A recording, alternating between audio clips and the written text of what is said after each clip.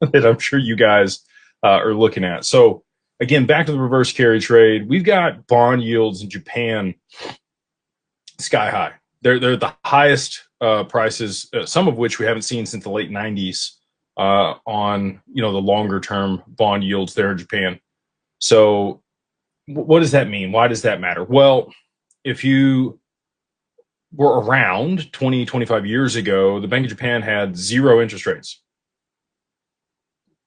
effectively free money if you're borrowing from the Bank of Japan. So people borrowed money in yen. They took that yen and they invested in stock markets.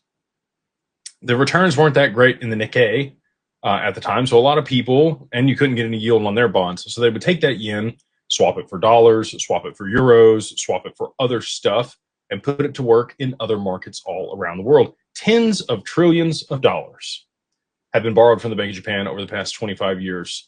And a lot of that is going to have to be repaid in a very short order here if bond yields continue to rise. That means that their currency is going to rise in value against the US dollar and other currencies. And in addition to that, the interest rates that people are paying on these variable rate loans, and when they're refinancing these loans, their interest rates are going up.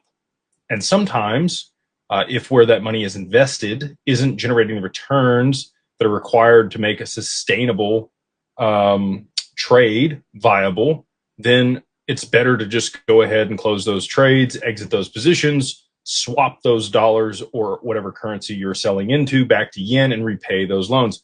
We started to see this happen last year in August of 2024.